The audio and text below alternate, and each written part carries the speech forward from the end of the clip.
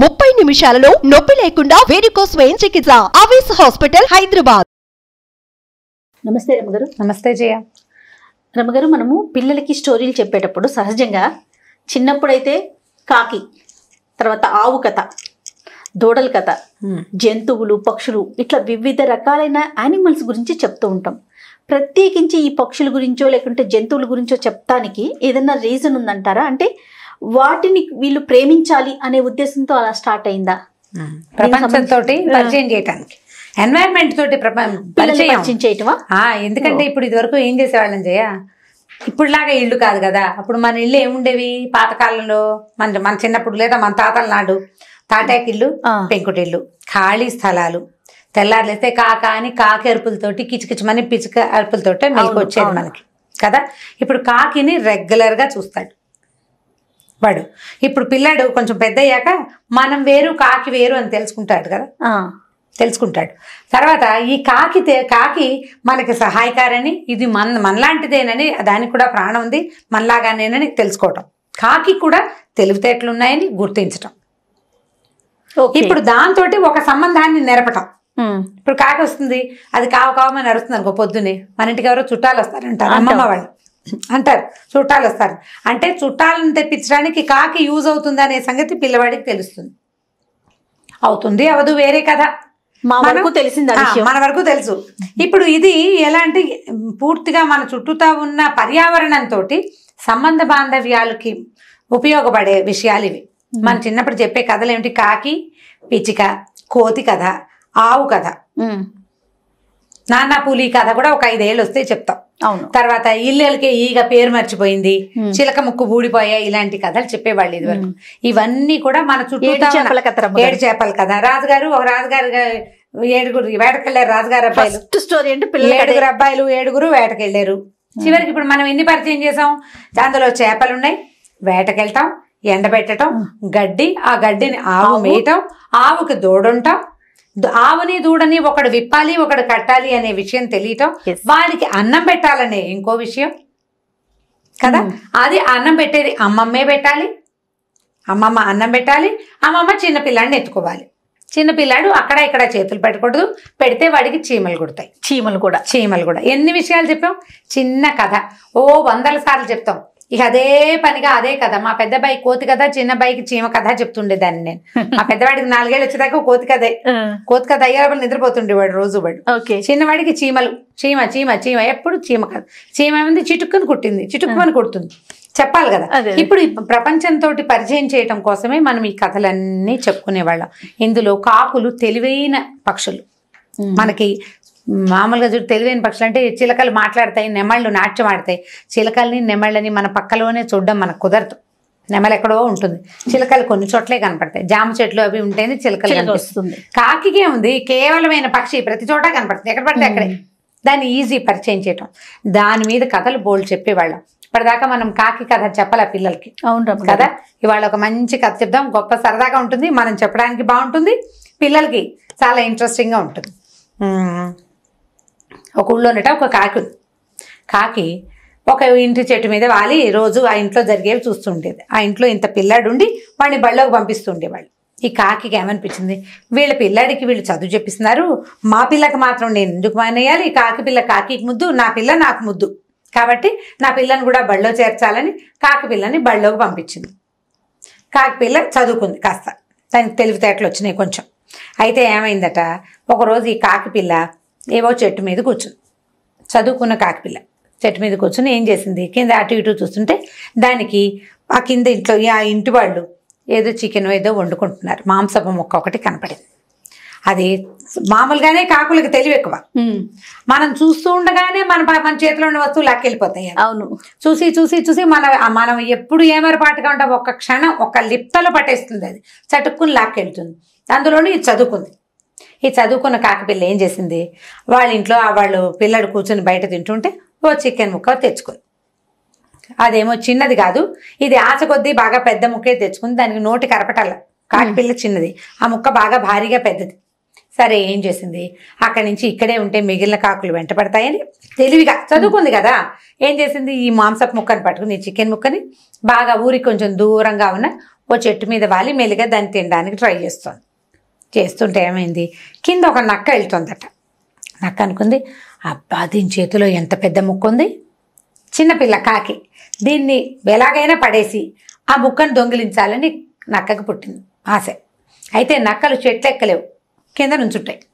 కింద నుంచి పిలిచింది, ఓహో ఈ పిల్ల కాకి ఏం చేస్తున్నావో అని అడిగితే ఈ కాకి ఏం చేసింది, కాకి పిల్ల అది నోరు తెరవాలి, లెక్క ప్రకారం తింటున్నా అని చెప్పాలి, తింటున్నా అని చెప్పాలని ఏం చేయాలి, నోరు తెరవాలి, నోట్లో ఉన్నది పడిపోతుంది. ఈ కాకి పిల్ల ఏం చేసింది చూసి ఈ కాలుతోటి ఈ చికెన్ ముక్కను పుచ్చుకుని నోటితో మాట్లాడి, ఏమని చికెన్ దొరికింది మాకు నక్క మామ తింటున్నానంది. అనేసరికల్ ఊసిన తెలివి తెల్లారా బాగానే పట్టుకుంది అనుకుని నక్క ఏమందంటే, ఏమయ్యారా నువ్వు మళ్ళీ మాట్లాడేసి మళ్ళీ ఈ ముక్క తీసేసుకుంది, నోట్లో పెట్టేసుకుని. నువ్వు ఎంత బాగానో పాడతావట, మీ అమ్మ నిన్ను బడిలో చేర్పించిందిట, స్కూల్లో భలే బాగా పాటలు పాడుతున్నావని ఊరంతా చెప్పుకుంటున్నారా, ఏది అల్లుడు ఏదో ఒక పాట పాడు అనేసరికల్ ఇప్పుడైనా ఉత్సాహంగా కాకిపిల్ల నోరు తెరుస్తుందని నక్క అనుకుంది.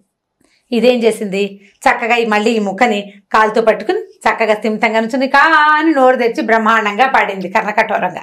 పాడేసరికల్ నక్క వినలేక చెవులు మూసుకుంది, కానీ దీని తెలివి అర్థమైంది దానికి. సరే ఇలా కాదని ఈసారి ఏం చెప్పిందంటే, అబ్బా పాట ఎంత అద్భుతంగా పాడేవు, సూపర్ పాట, నీ పాట ఎంత బాగుందో, స్కూల్లో డ్యాన్సులు నేర్పించుంటారు కదా పాటతో పాటు, ఏది డ్యాన్స్ చేయి చూద్దాం అంతే. అనేసరికల్లా ఇప్పుడు ఇదేం చేయాలి, వెంటనే ఉత్సాహంగా గబుక్కుని ఎగరాలి.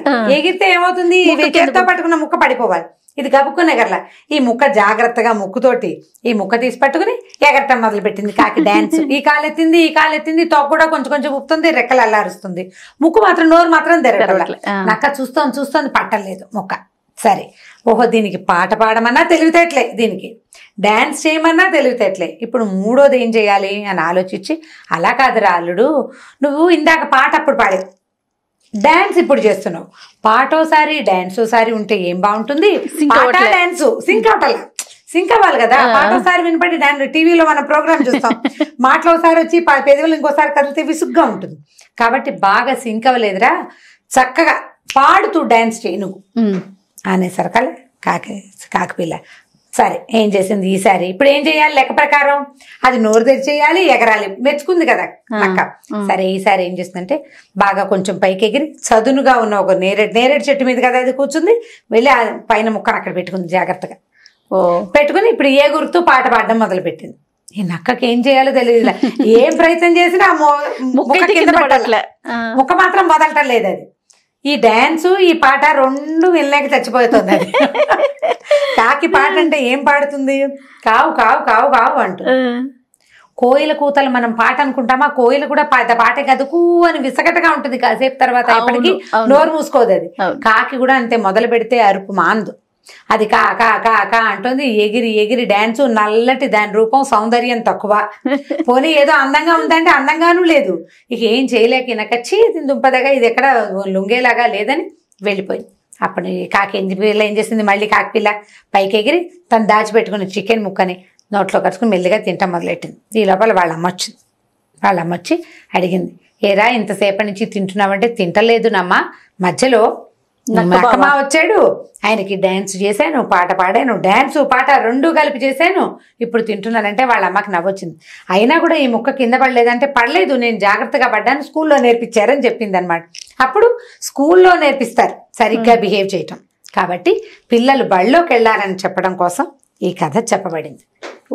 స్కూల్లో ఏం నేర్పిస్తారు, నీ పని నువ్వు సరిగ్గా చేయటం, నీకు ఏదొచ్చో దాన్ని సరిగ్గా ప్రజెంట్ చేయడం, నీకు పాడడం వచ్చు ప్రజెంట్ చేయాలి, అది నీకు ఎక్కడ నేర్పిస్తారు, స్కూల్లో నేర్పిస్తారు. నీకు డాన్స్ వచ్చు, అది కూడా ప్రజెంట్ చేయాలి. నీకు డాన్స్ వస్తే ఏం ప్రయోజనం, ఎవరైనా చూస్తే కదా, పిల్లలు నలుగురికి చూపించారు, డాన్స్ చేయనగానే బిగుసిపోతారు, సిగ్గుపడతారు.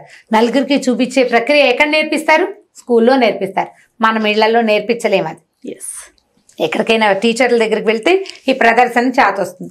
రెండు ఎట్ ఏ టైం ప్రదర్శించడం కూడా చేతొచ్చి, నీ వస్తువు పాడు చేసుకోకుండా ఉండటం, నువ్వు జాగ్రత్తగా చూసుకోవటం కూడా పాఠశాలలో నేర్చుకోవచ్చు. కాబట్టి చక్కగా స్కూల్కి వెళ్ళాలని పిల్లలకి చెప్పడం కోసం చెప్పబడిన కథ. అలాగే పక్షుల్ని జంతువుల్ని ఒక కాకి ఒక నక్క వాళ్ళిద్దరూ మాట్లాడుకోవటం. కాకి తలుపు తెలివితేటలు, ఎంత తెలివిగా కాకి చేసింది, నక్కకి మాంసం ముక్క అందనివ్వకపోవటం. పిల్లలకి మంచి స్టోరీ రమ్మగారు, ఇది చాలా ఇంట్రెస్టింగ్ గా వింటారు. ఇందులో ఒక నీతి కూడా ఉంది. ఇప్పుడు స్కూల్కి వెళ్ళమని మారం చేసే పిల్లలకి కొంతమంది పిల్లలు ఏడుస్తూ ఉంటారు, కాకి కథ చెప్పటం. మా దగ్గర చిన్నప్పుడు కథ చెప్పేవాళ్ళు. దీంతో పాటు చిన్న పిట్ట కథ చెప్తారు. కాకిదేమో కర్రలిల్లు, పిచ్చుకదేమో పుల్లలిల్లు, పిడకలిల్లు. కాకిది కర్రల ఇల్లు, కర్రలతోటి కట్టుకుంది ఇల్లు. పిచ్చుకేమో పిడకలతోటి కట్టుకుంది. పిడకలని పెద్ద గాలివాన వచ్చినాయి. పిచ్చుకల తాలూకు ఇది ఉంది కదా, పిడకల ఇల్లు తడిసిపోయి నానిపోయి విరిగిపోయింది. ఇప్పుడు పిడకంటే ఏమిటి? పిడకలు ఎక్కడొస్తాయి? మీకు తెలుసా? ఇప్పుడు పిడకల కథ, దాని గురించి చెప్పాలి కదా. ఆవు పేడ, దాంతో పిడకలు చేయటం, గొబ్బిళ్ళు చేయటం, గొబ్బిళ్ళని పిడకలు చేయటం. సరే, ఈ పిడకలు తడిసిపోయింది. అప్పుడు పిచ్చుక ఏం చేసింది? కాకి వాళ్ళ ఇంటికి వెళ్ళింది. కాకమ్మ తలుపు తీవా, వాన వచ్చింది, తడిసిపోయాను, ఇల్లిపోయింది, నన్ను లోపలికి రానివ్వంటే కాకి రాని వల్ల చాలా సేపటి వరకు. తర్వాత రానిచ్చిన తర్వాత ఏం చేసింది? ఒక గాజు పెంకుల సంచి మీద పడుకోబెట్టిందిట. గెస్ట్ ని ఎలా చూసుకోవాలని చెప్పడం కోసం కూడా ఈ కథ చెప్పేవాళ్ళు. పడుకోబెట్టింది. అక్కడి నుంచి ఏం చేసింది? వేడిగా కూర వండి పెట్టింది. కూర ఎంతో బాగుంది, ఇంకాస్త వేయమంటే అలాగే నీ రెండో కాలు కూడా విరగొట్టిస్తే కూర చేస్తానంది. పిచ్చికప్పుడు చూసుకుంది, తన కాలు లేదు, ఒక కాలే ఉంది దానికి. ఒక కాలు విరిచేసి కాకి కూర చేసి పెట్టేసింది అన్నమాట. పిచ్చిక ఏడుస్తూ అయ్యో నా కాలు కూడా పోయిందని తెల్లారాక వెళ్ళిపోయింది. అప్పుడు అది ఏడుస్తూ వెళ్తే ఒక పూజారి కనిపించాడు. ఏంటి పిచ్చిగా ఏడుస్తున్నావు అంటే, ఇలా నా కాలు కూడా పోయిందండి అంటే, చిన్న గొయ్యిదవ్వు చిన్న బంగారం వస్తుంది, పెద్ద గొయ్యిదవ్వు పెద్ద బంగారం వస్తుంది, బాగా పెద్ద గొయ్యిదవ్వితే పెద్ద బంగారం వస్తుంది, బంగారంతో ఇల్లు కట్టుకోమన్నాడు. బంగారంతో కట్టుకున్న ఇల్లు నానదు, విరగదు, కరగదు, ఏమీ అవదు, చక్కగా ఉంటుంది, గట్టిగా. బంగారం గట్టిది, లోహం. ఇది ఒక పాయింట్. అప్పుడు పిచ్చిక చిన్న గొయ్యి తీసింది, పెద్ద గొయ్యి తీసింది, పేద గొయ్యి తీస్తే ఇంత బంగారం వస్తే చక్కగా తరగని కరగని ఇల్లు కట్టుకుని ఉంటుంది. కొన్నాళ్ళకి ఇంకా పెద్ద గాలివాన వచ్చింది. కాకిది కర్రలు ఇల్లు కదా, అది విరిగిపోయింది. ఇప్పుడు పుల్లలతోటి ఇల్లు కట్టుకోవటం అంటే ఏమిటి? పక్షి గుళ్ళు చూపించాలి మనం. అప్పుడు కాకి ఏం చేసింది? పిచ్చిక వాళ్ళ ఇంటికి వెళ్ళింది. పిచ్చిక ఏం చేసింది? చక్కగా లోపల తీసుకెళ్ళింది. అయ్యో కాకమ్మ తడిసిపోయావా, ఇది వరకు నువ్వే నన్ను మీ ఇంట్లో ఆశ్రయించో, రా మా ఇంట్లో ఉండండి. బంగార పిల్లు చూసేసరికి కాకి కుళ్ళుబోతాను వచ్చింది. ఓ సింధు, దీనికి ఎక్కడి నుంచి వచ్చింది ఇల్లు, దీని సంగతి కనుక్కోవాలని అడిగింది. ఎక్కడి నుంచి చేసావు, ఏం చేసావంటే, నువ్వు నా కాలు విరగొట్టి పంపించావు, మంచి పని చేసావులే, నేను బయటికి వెళ్ళాక ఇగో బంగారపు కాలు కూడా చేయించుకున్నాను, ఇలా చిన్న గొయ్యి పెద్ద గొయ్యి మూడో గొయ్యి తీస్తే ఇంత వచ్చింది అని చెప్పింది. కాకి ఏం చేసింది? సరే ఇదేదో బాగానే ఉందని అది కూడా పోయి చెరువు దగ్గర చిన్న గొయ్యి తీస్తే అందులో నుంచి చీమ వచ్చి కుట్టింది కాకిని. పెద్ద గొయ్యి తీసింది, తేలు వచ్చి కుట్టింది. మూడో పెద్ద గొయ్యి తీసరికి పెద్ద పాము వచ్చింది, బుస్సుమని వచ్చి కాకిని కరిచింది. కరిచేసరికి అది ఏడ్చింది. పిచ్చికి బంగారం వచ్చింది, నాకెందుకు పురుగులు వచ్చినాయి అని పావుని అడిగింది. అడిగేసరికి పాము ఏం చెప్పిందంటే, పిచ్చికది గుడ్ బిహేవియర్. పిచ్చికి నువ్వు కాలు విరగొట్టినా నిన్నేమనలా, నా కాలు విరిగిపోయి గాజు పెంకుల మీద పడుకున్నాను, అందుకని కాలు విరిగిపోయింది, అందుకే ఆ విరిగిపోయిన కాలు ముక్కను వేస్ట్ చేయకుండా కాకి కూర చేసి పెట్టిందని నమ్మింది, నిన్నేం అనలేదు. గుడ్ బిహేవియర్ వల్ల దానికి బంగారం వచ్చింది, బ్యాడ్ బిహేవియర్ వల్ల నీకు పురుగులు వచ్చినాయి అని చెప్పింది. కాకి కదా పిచ్చి కదా మా చిన్నప్పుడు రోజు చెప్పుకునే వాళ్ళం విసుగు లేకుండా. ఇది రెండో కథ. ఇట్లా మనం బిహేవియర్స్ ని, ఎన్వైరన్మెంట్ ని, రెండింటిని మనకు అవసరమైన విషయాలు నేర్చుకోవడానికి కూడా ఈ పక్షులు, జంతువులు, వాటి కథల్ని వాడుకోవచ్చు. ఒకే దాంట్లో రెండు కథలు చెప్పేసాము, జాగ్రత్తగా చెప్పండి పిల్లలకి. తప్పకుండా రమ్మగారు. అయితే పిల్లలకి కథ చెప్పేటప్పుడు కొంచెం చిన్న పిల్లలకి 10 years లోపు పిల్లలకి మనుషులు వాళ్ళ పేర్లు చెప్పే కన్నా ఇలా పక్షులు, జంతువులు వీటి గురించి, ఈ పక్షి ఆ పక్షి, ఇప్పుడు పిచ్చుక, కాకి ఎక్కువగా అంటే ఇన్వాల్వ్ అవుతారు, అంటే వెతుకుతారు, దానికోసం వెతుకుతారు, నమ్ముతారు కూడా.